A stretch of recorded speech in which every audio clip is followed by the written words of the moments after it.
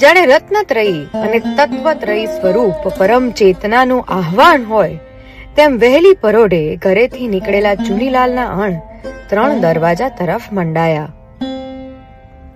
પ્રભુ આજ્ઞાને ચરિતાર્થ કરવા માટે મનનું મુંડન આવશ્યક છે એમ જાણતા ચુનીલાલે 3 દરવાજા પાસે માથું મુંડાવ્યું. સામર્થ્ય ફોરવ્યા વિના આગળનો રસ્તો કપાવવો અશક્ય છે અને વીર ચરણ સેવ્યા વિના સામર્થ્ય ફોરાવવું અસંભવ છે.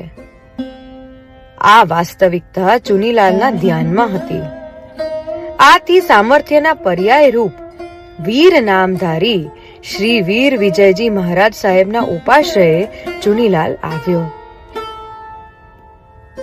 આખા જગતને જેમણે જીતી લીધું પણ આખું જગત ભેગું થઈને પણ જેમને જીતી શક્યું નહીં એવા શ્રી અજીતનાથ ભગવાન ઉપાશ્રયના અંદરના ભાગમાં બિરાજમાન હતા.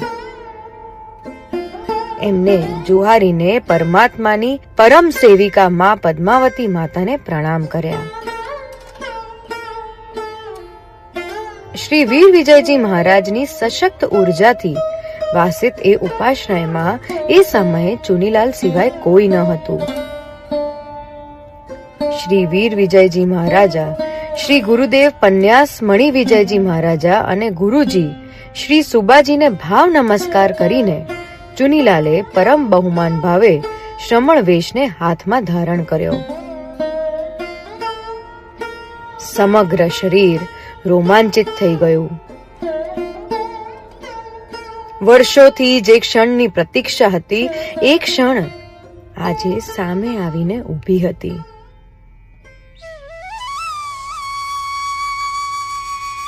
અહોભાવપૂર્વક ભીની ભીની આંખે શ્રમણ વેશને વારંવાર મસ્તક ઝુકાવીને વંદન કર્યા અને શ્રી અજીતનાથ પ્રભુની સાક્ષીએ ચુનીલાલે વેશ ધારણ કર્યો.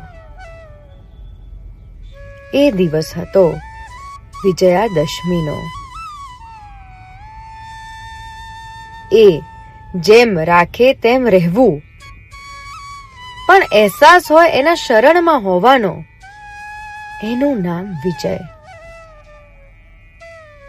આવા વિજયને સૂચવનાર વિજયાદશમીના શુભ દિવસે ચુનીલાલે શ્રમણ વેશ ધારણ કરીને શ્રી અજીતનાથ પ્રભુની નિશ્રાએ કરેમી ભંતે ઉચ્ચરીને સ્વયં સર્વવીરતી અંગીકાર કરી.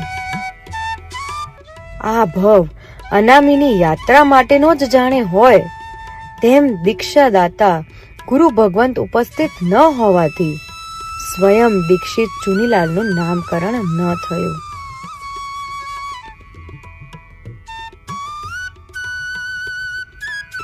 પ્રભુના સાદને નિરંતર સાંભળવાનો અને પ્રભુની નિશ્રામાં હોવાના અહેસાસને મમળાવાના માટેનું પરમ આલંબન એટલે સ્વાધ્યાય. ઉપાશ્રયના એક ખૂણામાં જઈને ભીત બાજુ મોઢું કરીને સ્વયં દીક્ષિત ચુનીલાલે પ્રભુ વચનો પ્રત્યેના પરમ આદર ભાવે સ્વાધ્યાયનો પ્રારંભ કર્યો. સ્વાધ્યાયના શાંત, મંજુલ, ધીર ગંભીર ઘોષથી ઉપાશ્રયનો સમગ્ર હોલ જાણે સજીવન થઈ ગયો. પ્રભુના દર્શન પૂજાદી માટે શ્રાવકોનું આવાગમન ચાલુ થયું. ઉપાશ્રયમાં પ્રવેશ કરતા એ સહુના પગ સ્વયંભૂ થંભી જતા. અવાજમાં રહેલી અપૂર્વ મધુરતાથી સહુ ભીતરી ટાઢકનો અનુભવ કરતા. થોડી ક્ષણો આમ ને આમ જતી. પછી મહાત્માને જોઈ સહુ આશ્ચર્ય પામતા. એમને પ્રશ્ન થતો કે ચાલુ ચાતુર્માસમાં મહાત્મા ક્યાંથી પધાર્યા હશે?